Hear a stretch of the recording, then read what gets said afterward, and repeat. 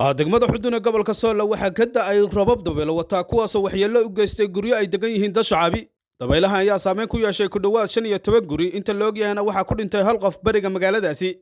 sida loo ogsoon yahay degmada xudun waxa ay martigelisay shacab ka soo cararay dagaalada ka ogan magaalada Laascaanood ee xarunta gobolka Sool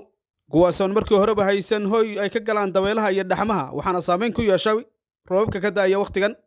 Assalaamu alaykum warahmatullahi wabarakatuh. waxaan joognaa xudun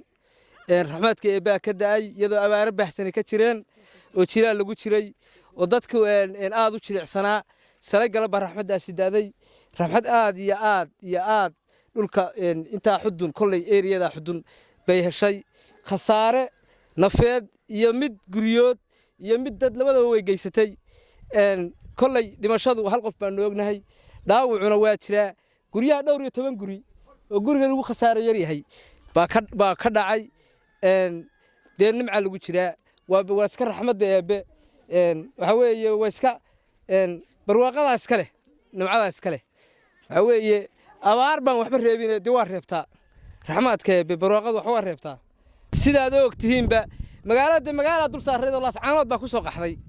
guriyihiina dhowr iyo 10 guri oo dadku ay ku jireen baa dumay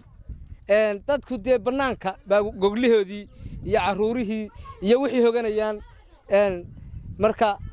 dad fara badan oo soo barakacayaala baa guriyihii ku dumeen oo dee Laascaanood ka soo qaxay magaalo saaran bay ahayd guryaha waxa loogu wada jiray qolkiiba laba reer baa ku jiray iskuuladii waa lagu jiraa malcaamadii waa lagu jiraa dee raxmadda eebe awal waa la iska wada dugsanay raxmadda eebe bayana khasaaraha u geysatay oo guryihii dumisay lagu wada jiray la wada harsanayay dee sidaas aan idin la socodsiinayna bismillaahir rahmaanir rahiim wadanka abaaraha haystay abaaraha jiray hadda roobaad ay shalay galab curtay shantii galabnimo roobkaasi khasaare badan buu geystay oo naf iyo maalba leh guryo badan oo dumay way jiraan hal qof intaan ognahay ayaa ku dhintay qaarna koomay ku jiraan wali waa dhaawac alxamdulilaahi rabbil caalamiin guryo badan way dumeeno adigu hadda hawshii waanu haynaa waa taa wada aragtaan alxamdulilaahi rabbil caalamiin hal qof baa ku dhintay. Assalaamu alaykum warahmatullahi wabarakatuh. abaara markii hore jiray hadda roob badan oo dufan oo dabeelay daay magaalada xudun wuxuu dumiyay guryo fara badan aanu qarana hadda 10 guri hal qofna uu ku dhintay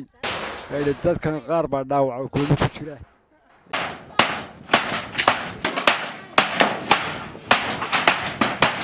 waanigu Maxamed Maxamed Cawiil Kawte degmada xudun ee gobolka Sool.